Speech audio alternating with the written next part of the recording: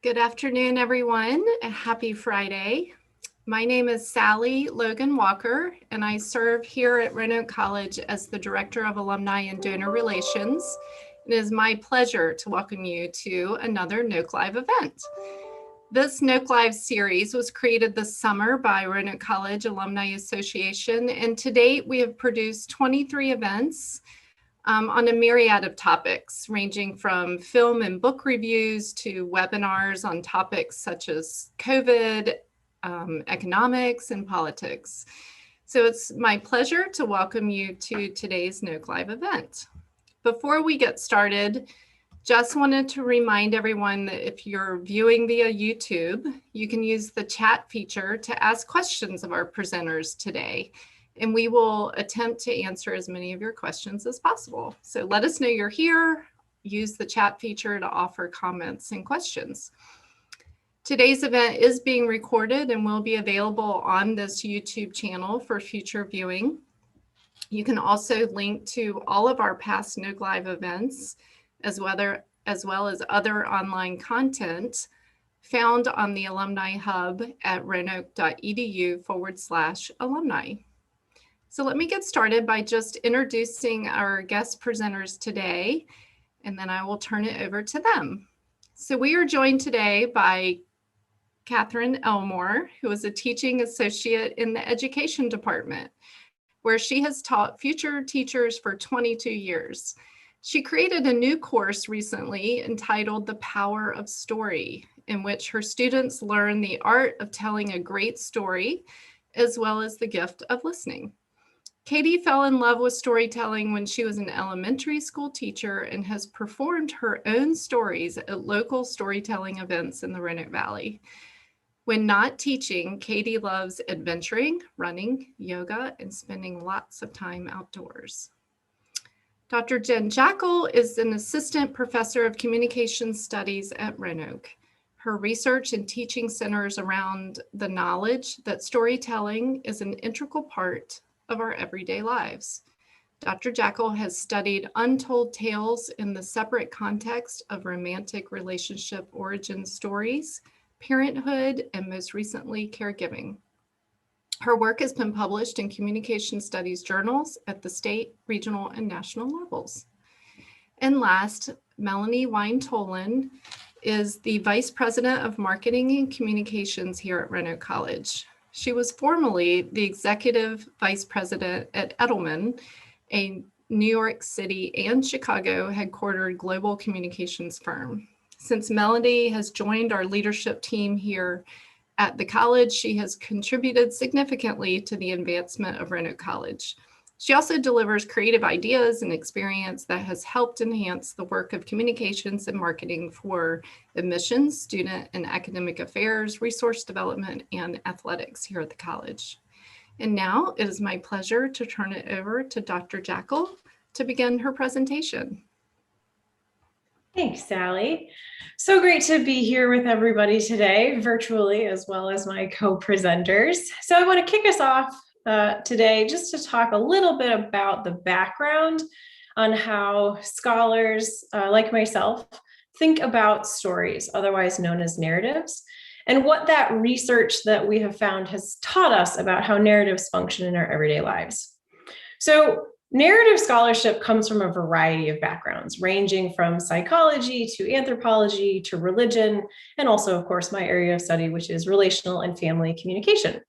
So in my research, I've been studying how personal narratives for many years impact the way that we make sense of our everyday lives and the relationships in our lives. So I could talk about this topic for a really long time, but I'm going to try and limit my review today to a few areas of narrative research that I feel are likely most going to be applicable to you all. So I'm going to talk a little bit about how narratives help us not only understand ourselves better, but also understand the people around us a little bit better. But before I get to that, I think it's important for us to understand what we mean when we say something is a story. So in order for something to count as a story, it needs to consist of a couple of things. We need stories to contain a series of events. So you cannot just be reading a grocery list. That's not a story. So you have to be talking to us about something that is happening out in the world. And it usually involves a couple of plot twists and turns. Those plot twists and turns about that series of events is oftentimes strung together in some sort of chronological order. So the element of time has to exist for something to be considered a story. We don't have to necessarily move in a particular order through time, but time is a function of our stories. And that leads us to use language such as this happened, then that happened. So as we're stringing our series of events together through time, we're often also explaining the characters that take part in our everyday stories.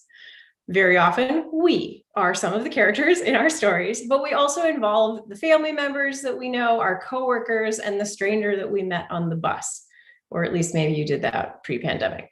So characters are part of a component of an important, an important component of making something a story. And then the fourth piece of what makes something a story is that your story functions to explain what something was like. So a story really and truly is a vehicle that we use to help people understand our lives a little bit better. And so we tend to use a lot of descriptive language when we're telling a story to help people understand what we were thinking, what we were seeing, what we were feeling, or what we were doing in that moment.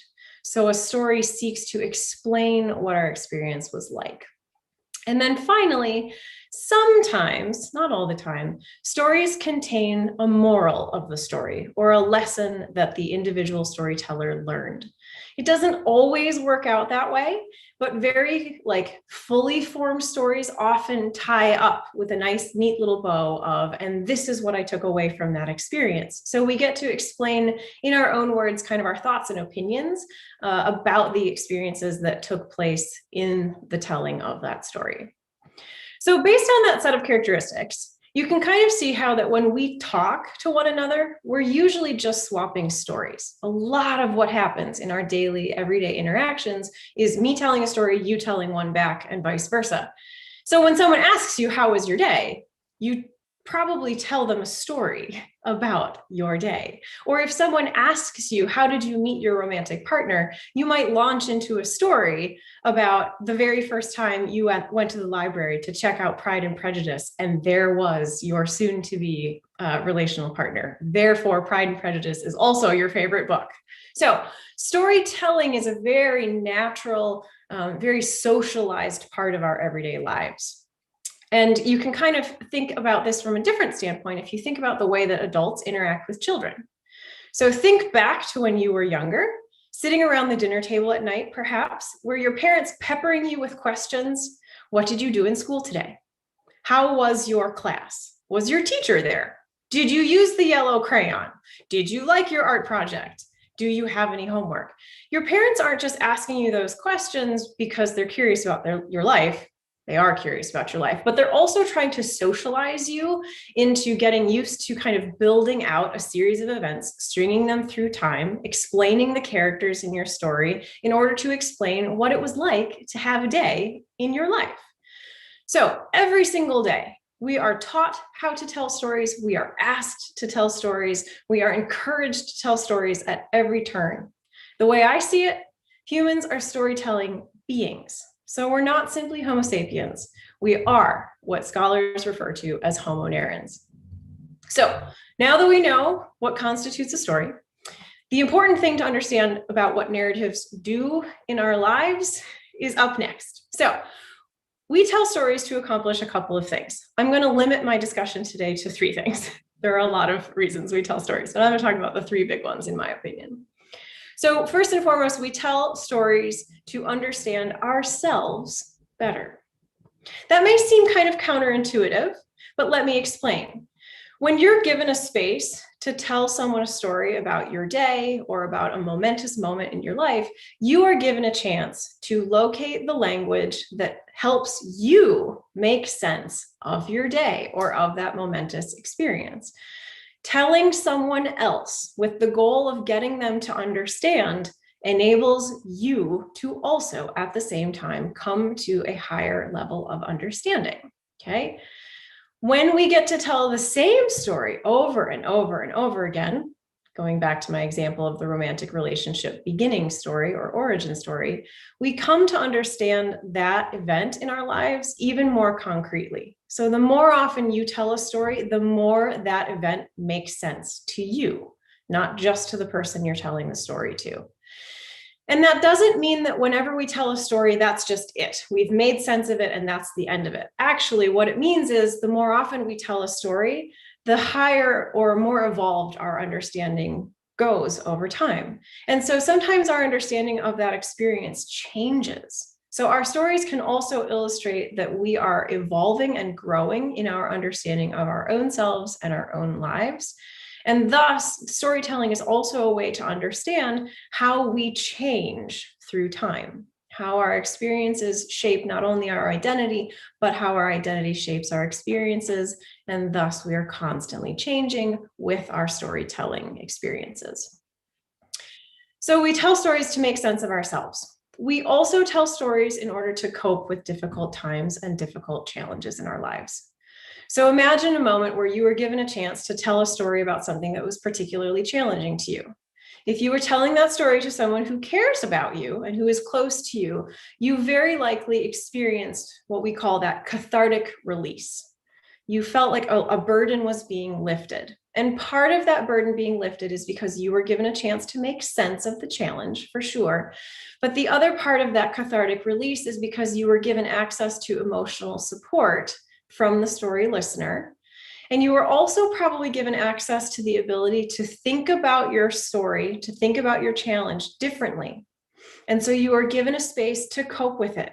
You were given a space to think about, well, what could I have done differently? Or what can I do differently moving forward in order to shift this story moving into the future? And sometimes the story listener puts in their own 2 cents during this process as well. And so that individual helps us reframe our stories.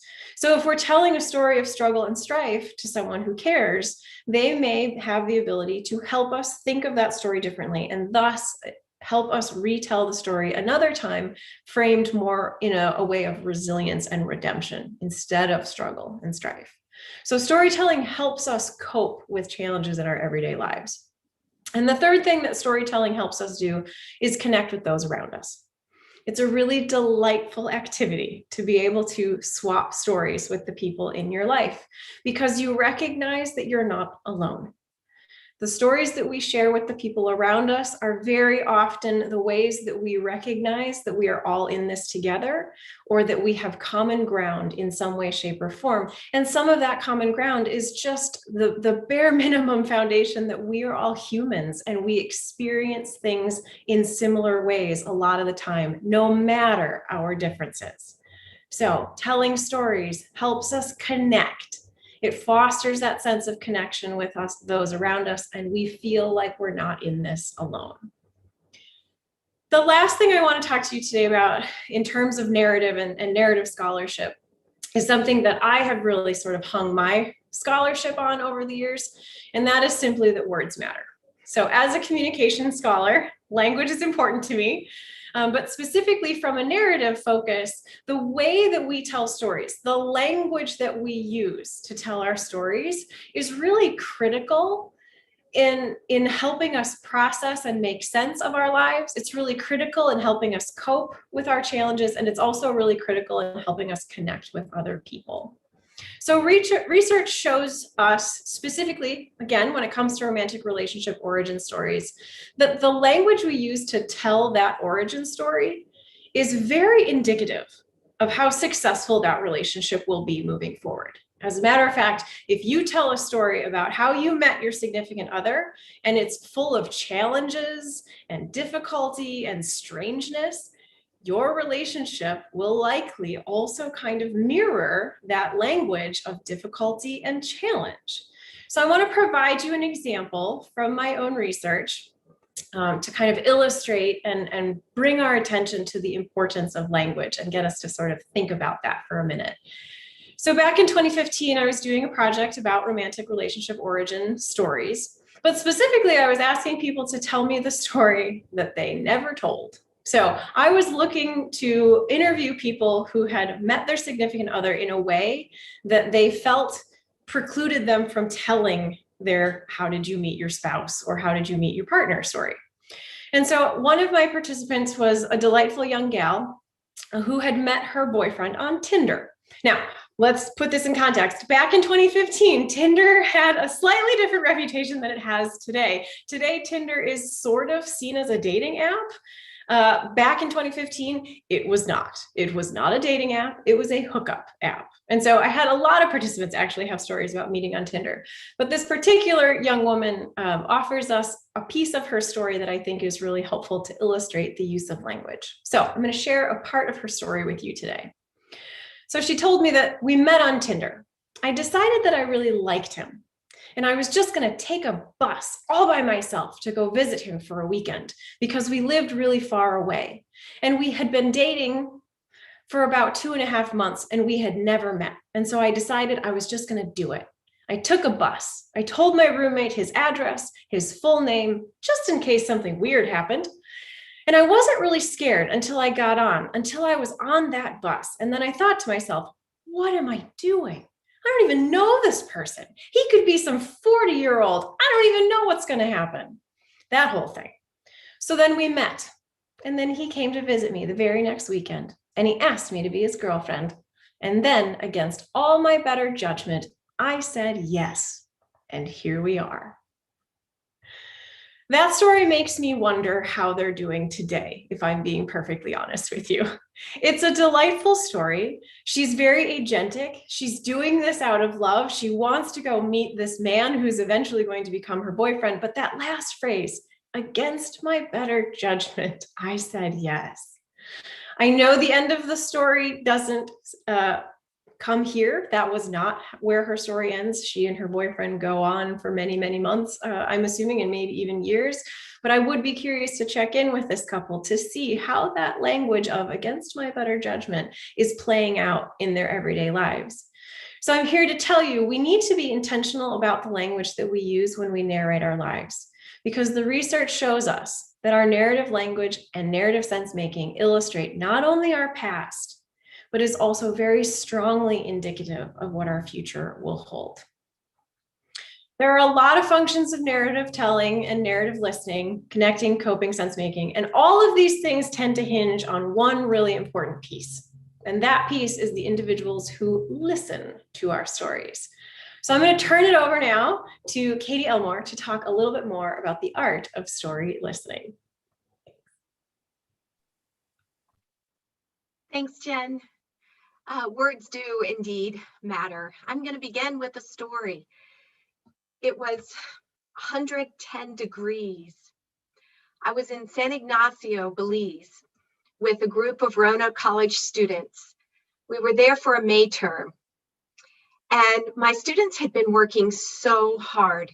We had been working in schools, in cement, open air buildings, in a muddy schoolyard, in this small village in Belize.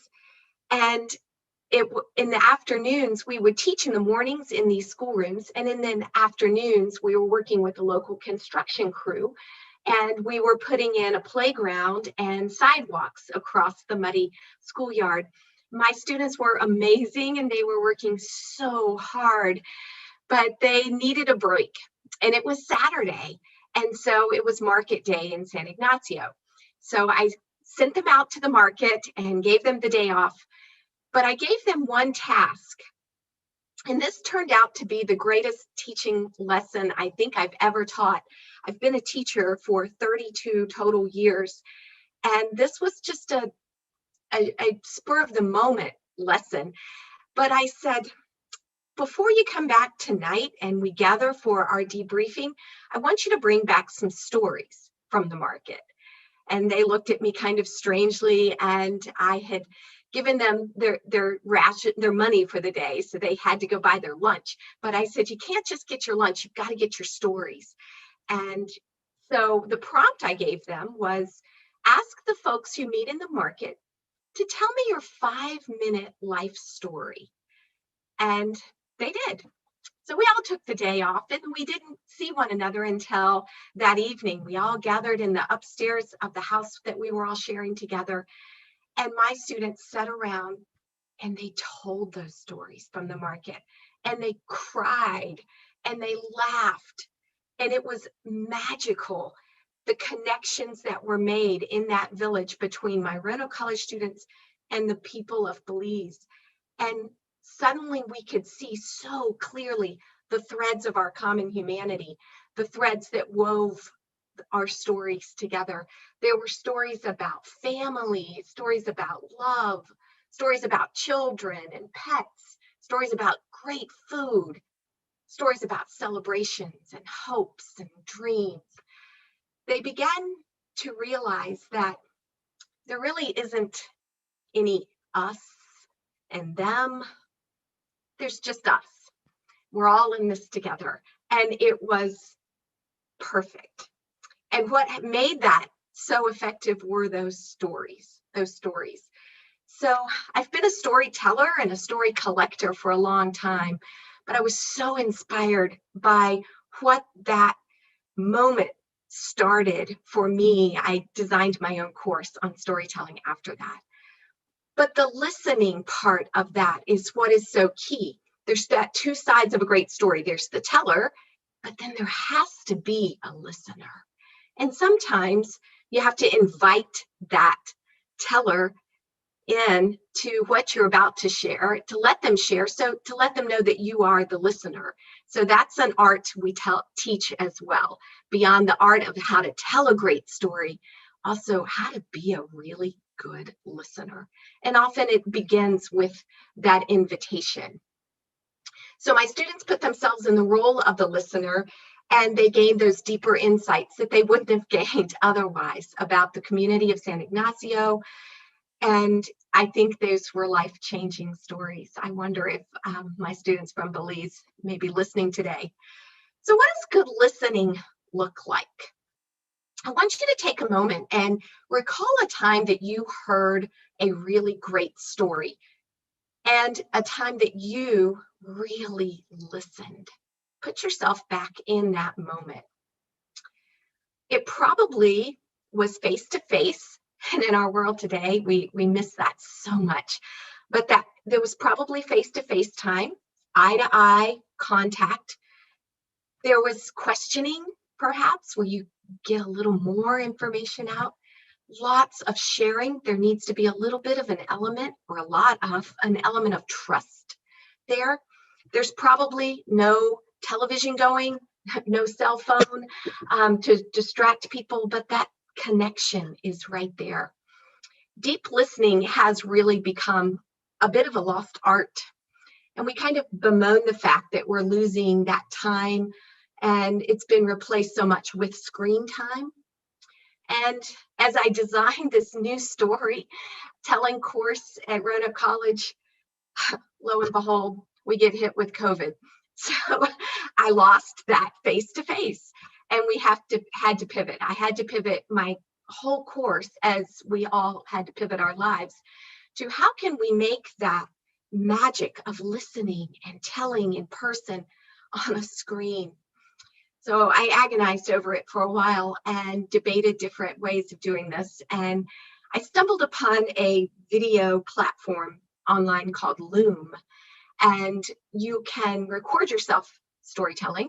And so I introduced it to my students, and they began to record their stories for the course that they have to tell on that video platform. And it's not the same as being face-to-face and eye-to-eye at all. I won't lie, but it is a beautiful technique that we can at least adapt to the settings in which we have the screens in front of us and make that work.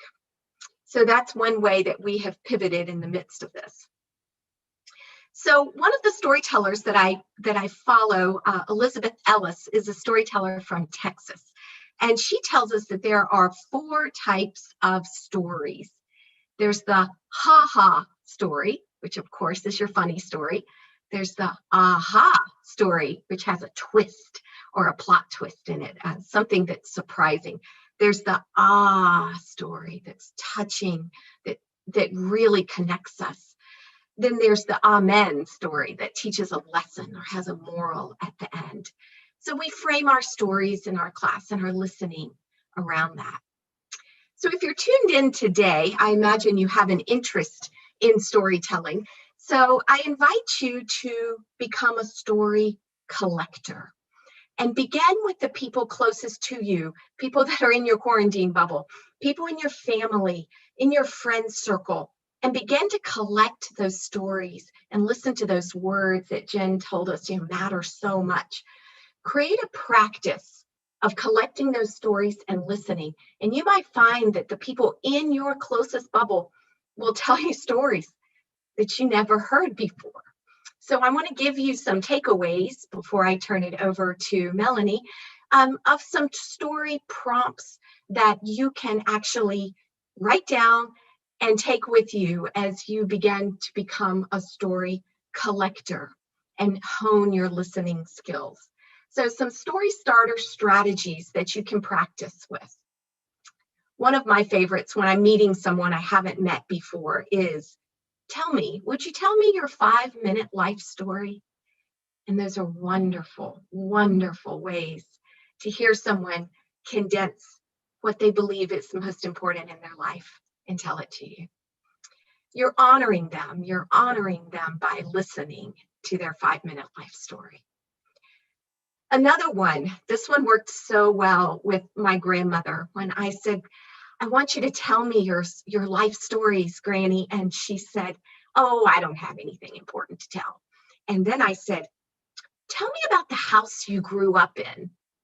And then she talked for 2 hours. So that will do it. So that's another good one. Tell me about the house you grew up in. As they begin to remember and walk through that house of their childhood, the stories will flow. Another good one. Tell me about the best date you ever went on. Or tell me about the worst date you ever went on. That's a good time. Tell me about your best friend from elementary school. And sit back and listen. Tell me about the best teacher you ever had. Tell me about the worst teacher you ever had. We share a lot of those in my education courses. Tell me about a time you got in trouble. Those are fun. So those are just a few of countless story prompts that you can begin to use with the people around you to hone your listening and to collect some powerful, powerful stories.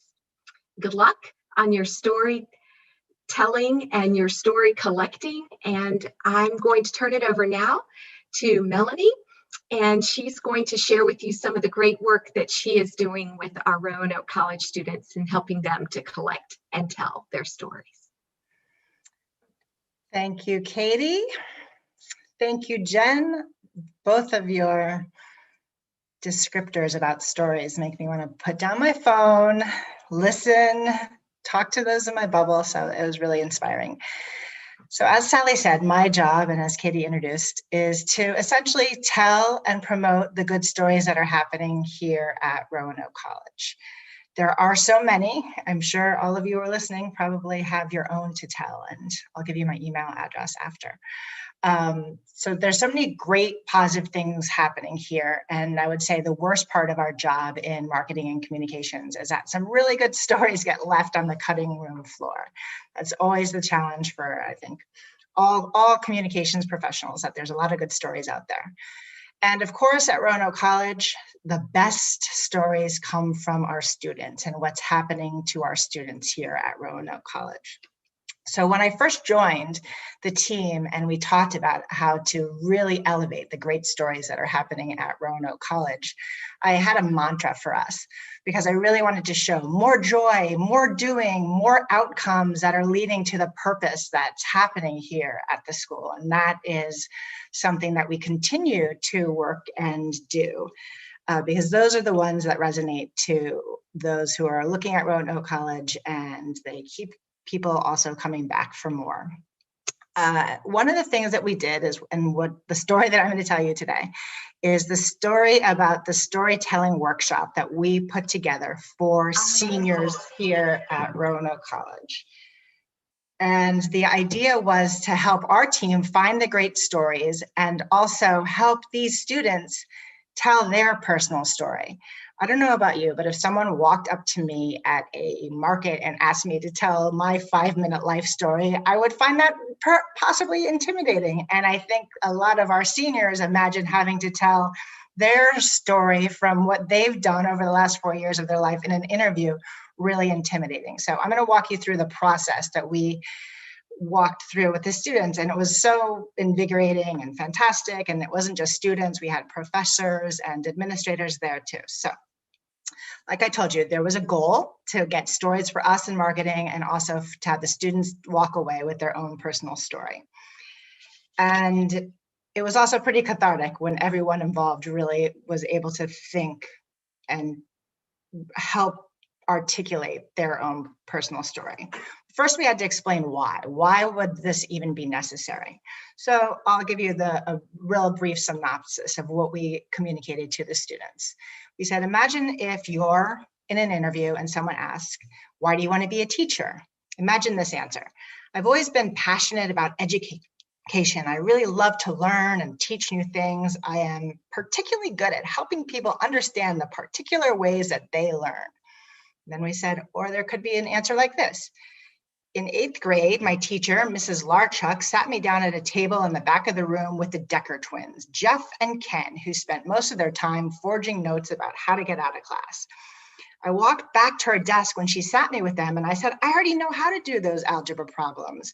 And she gave me a smile and said, now you're going to learn how to teach them to people who don't know how. I mean, I think it's pretty obvious. Obviously, the emotion, the details, all of that's really important in a story. We all know that, but it was really important for the students to understand that you've got to like dig pretty deep when you think about what you've done here in the last 4 years and how it's going to be memorable to someone that you're talking to.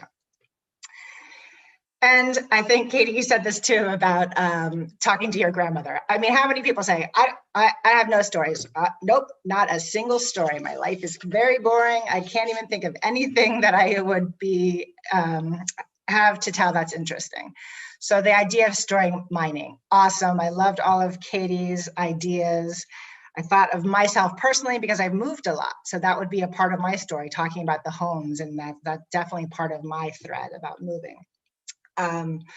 Another great thing to think about when you're thinking about story mining is questions that get to the senses. So the smells and what you're seeing and also what you're eating. So tell me about your best meal, most favorite meal, most memorable meal was the question that we used with students.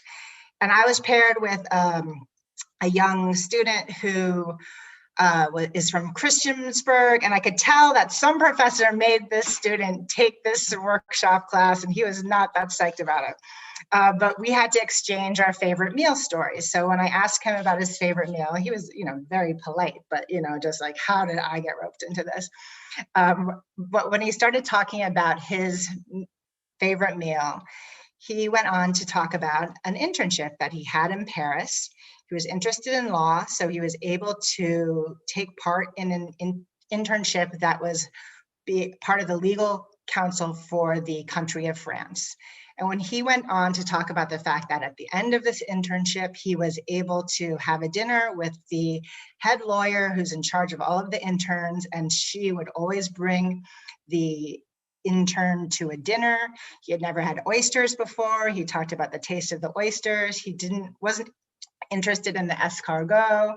He was allowed to drink champagne at this dinner, and he talked about the fact that after his glass of champagne, his French suddenly got a lot better, at least according to him. And they were also celebrating the fact that they had won a big, big case. So he was really motivated and just lit up and sat up when he remembered this meal and what they were celebrating. So it was just a great example of showing how when you start talking about the senses, it brings back a lot of memories that help in the storytelling. So after we showed them how to find and mine for the stories, we talked about like the construction of a story, and Jen and Katie both talked about this, like what is required for a story. And when you're talking about your personal story, we wanted this to be something really quick for them to consider and think about. So I put together some graphics to help us remember these. I have some high-tech graphics. The first one is magnet. I don't even know if you can see this. So the first part of the story is a magnet. The first sentence of the story that attracts the audience and makes them want to stick with it till the end. And I'm talking about 3 parts here. And then the middle, Jen talked about this, pivot or transition, like what's happening that changed something in this story. So this is my graphic for transition. And then lastly, for this part of the story, it's like you're telling your story in an elevator, in an interview. You've got to find out the glow. What is that sentence that's leaving that last impression for the audience to remember long after they have met you? So we walked the students through magnet, the attraction, pivot or transition, what happened, what changed, and then the glow is like, what do you really want to leave the internship or your story with?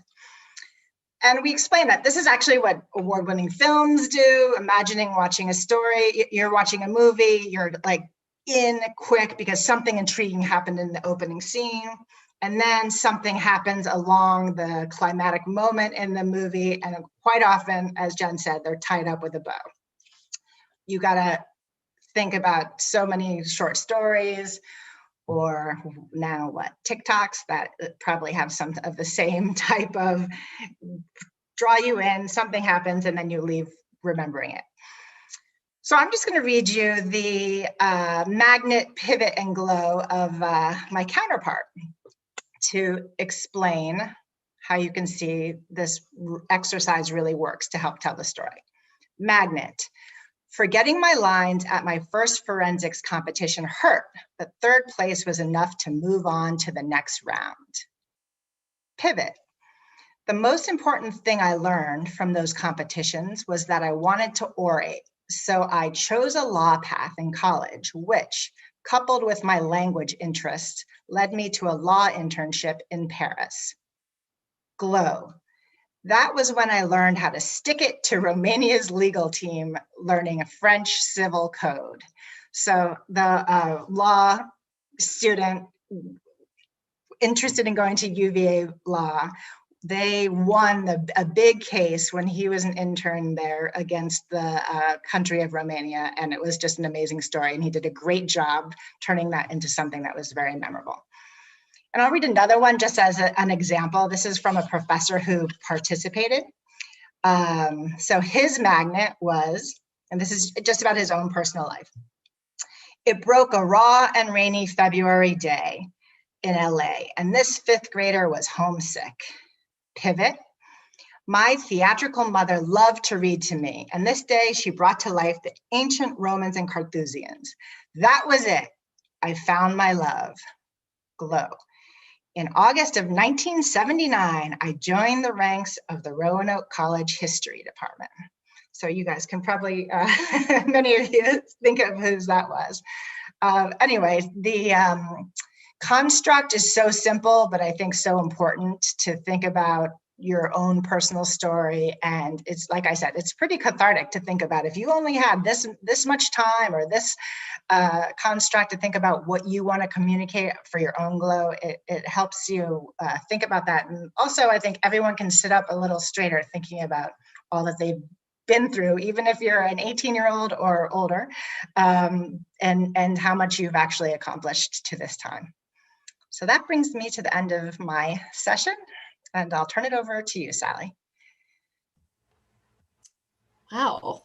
Jen, Kate, Melanie, thank you so much. That I've been taking notes, which I don't always do during NOKELive. So thank you so much for each of your presentations. And I think we should move to some fun questions that we have for the 3 of you. So my coworker and I were kind of getting us started. We were chatting back and forth with some fun questions. And the one question that we want to start with is there a thing as oversharing? Who wants to take a stab at that? Jen? Okay, yep. I'm going to maybe answer this in a slightly off-kilter way. It depends on who you're sharing with, right? So when we think about narratives, or from my standpoint anyway, your story changes dependent upon who you're telling it to. So it might be really hard to overshare with someone that is like really, really close to you and really important in your life because you have shared so much with that person. On the flip side of that, it would be very easy to overshare with your boss, right? So it's kind of a sliding scale. You have to be very aware of who you're narrating to. And that's not something that I particularly talked about, but it is something that I think about in my work all the time. It is audience dependent is how we talk about that. And you have to have sort of the communicative and emotional intelligence skills to be able to determine who am I talking to, and therefore, how do I have to adapt my story?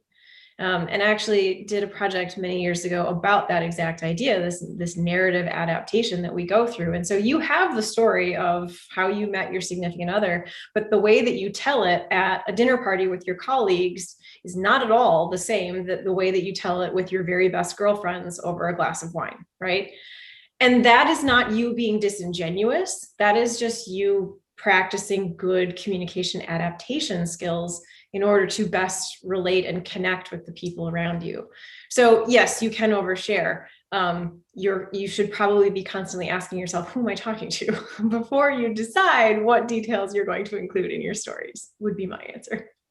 And I would just add audience and also channel. Is this something that even you think you might be telling someone, but you've decided also it would be a good idea to post it on your Instagram? So the channel is also important because then you have no control over it and you don't know the final audience. Great. So Katie, I think we'll start with you on this question, and that is, what should one do with the stories once you have them? Is it enough just to listen and not do anything further? Yeah. My answer to that is absolutely it's enough just to listen, because what you're creating there, even if you haven't written them all down and you're going to publish a book of family stories, that's great. Do it.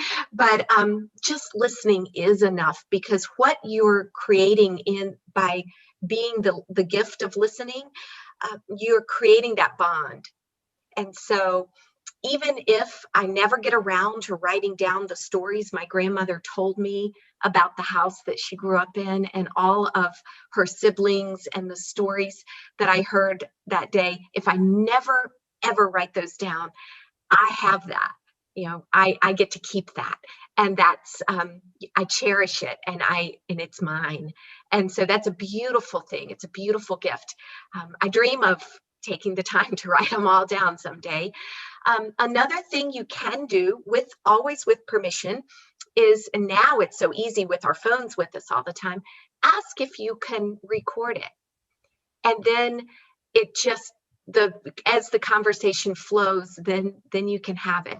Always, of course, with permission, but then you can have it. And then someday, even if you never write it down and publish that book, you can hear it again. And that's a wonderful gift as well. Just to kind of piggyback on what you said, Katie, I was thinking when I was listening to you all, and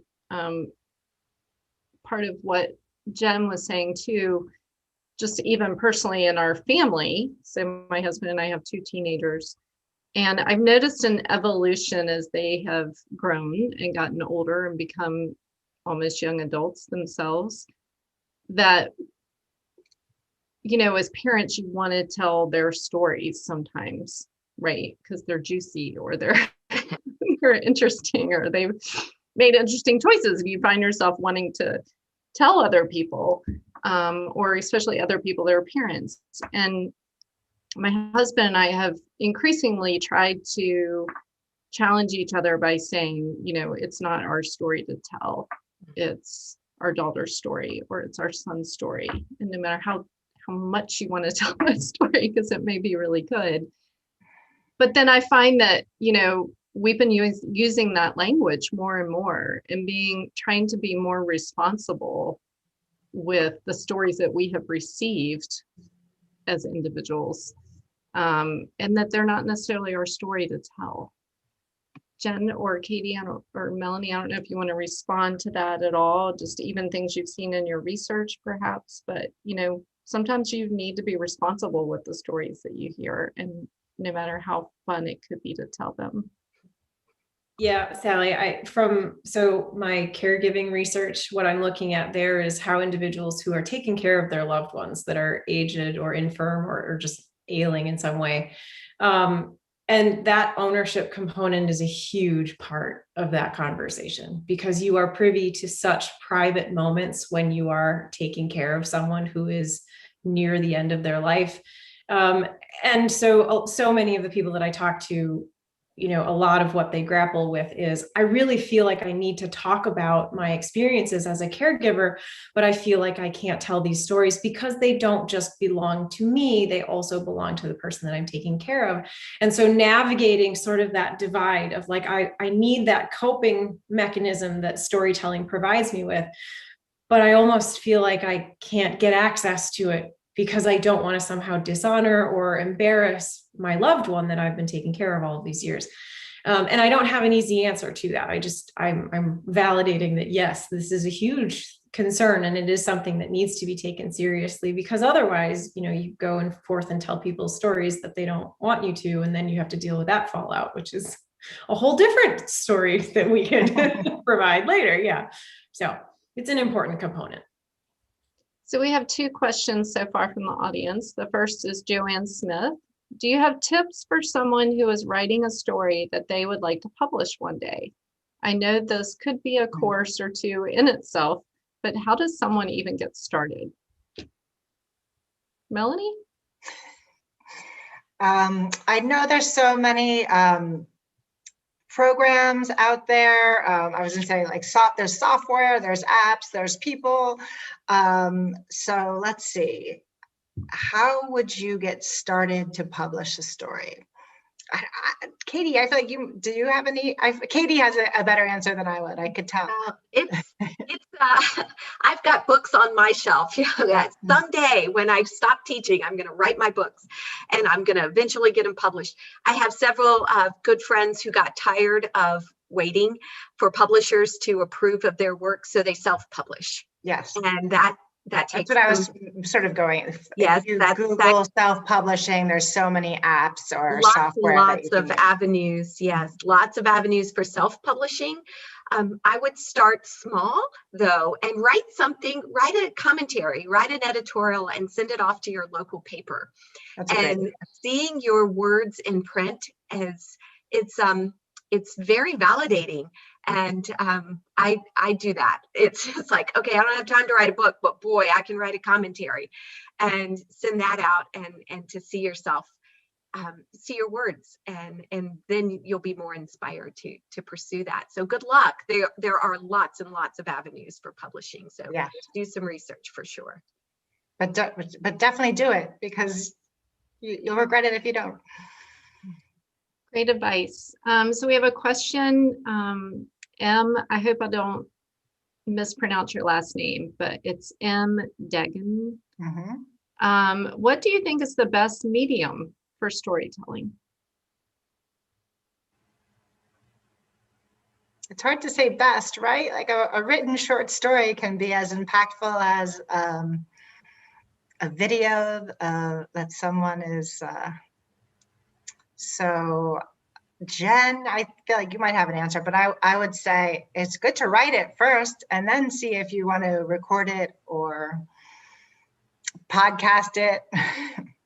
Yeah, I think it probably depends on what you want it to do, right? What is the function that this story is going to fulfill for you? Because if you need it in a sort of less ephemeral form so that you can return to it, writing or recording it is totally the way to go.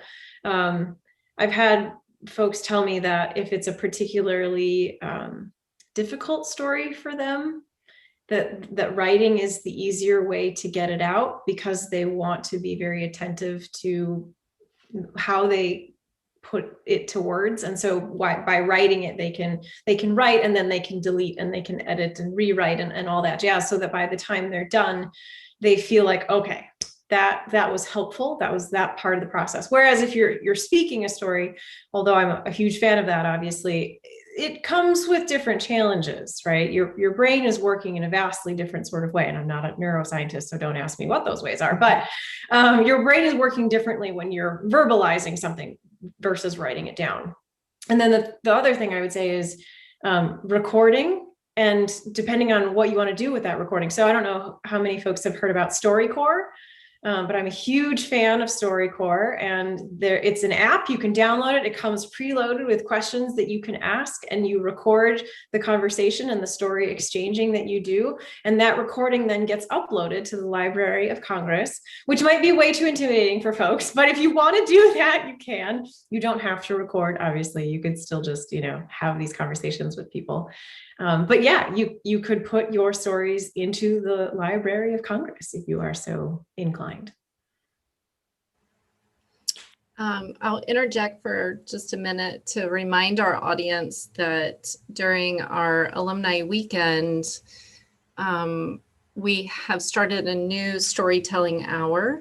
It's called the NOKE Hour, and it's a live event, and it is 4 Maroons, each telling their story.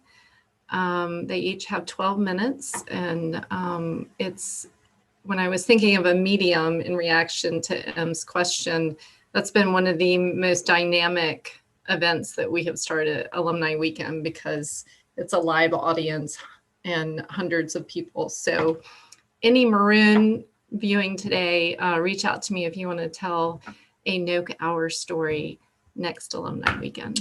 So would love to have any of you. I think we'll just do one last question.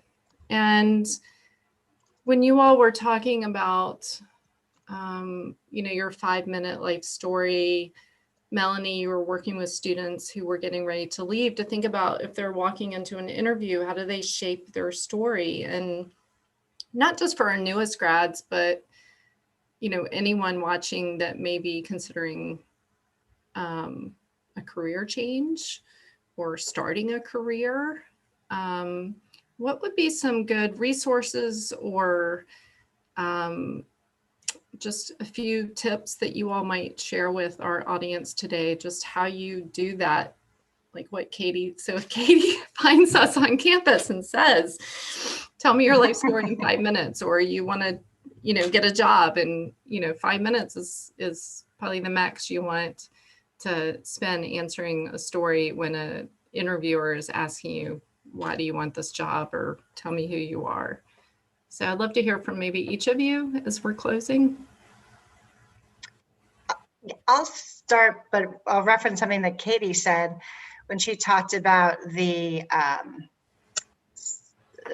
device that students were using to record themselves, called Loom. Yeah.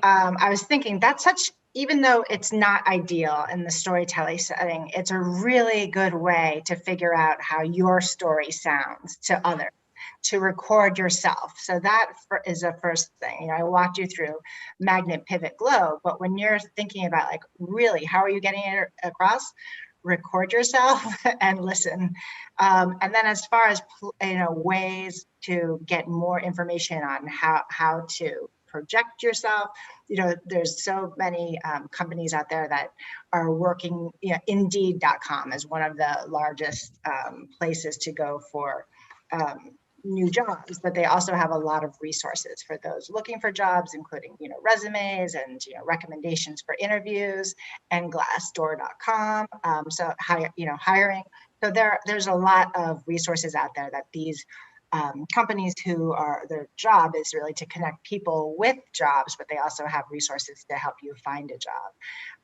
And I think the most important thing, we all know this, but it's really important. It's so important to just be that real person. Yes, you can't talk about all of your negatives in an interview, but never, ever answer a question if you don't know the answer. It's just so much better to say, I'm not sure, but if I worked here, I would work really hard to find the right answer. That's what I got. Jen or Katie, you want to add to it? Yeah, I would echo what Melanie said about practicing your story, taping yourself, watching it back is a wonderful tool that my students have really used to hone in and perfect their pitch in that way. Yeah. I'm going to take us in a slightly different direction. I don't think about stories in 5-minute chunks because it's not really helpful for me, but they are important. So this is going to be sort of unhelpful, but helpful. So a lot of times when I'm collecting life stories, I ask the people I'm talking to think about their life in a series of chapters. So first of all, what would you title the chapters? And then what does each chapter contain? And so it kind of gives us this structure that they make on the fly. So list me your chapters, let's title them. Okay, now we're going to circle back. Chapter 1 was titled Time in the Sandbox. Okay, tell me what Time in the Sandbox was all about. And then they do that until we get to the end of that chapter. And then the next chapter was, I don't know, joining the basketball team, like whatever. And so I think if you were to do that, you could probably, it would be much larger and much longer, but then you might be able to go back through and kind of like pull the threads that were really important to you to stitch it together into a shorter 5-minute, no longer chapters, but like overview. So the abstract of your book. Yes. It all ladders up to something. Yeah.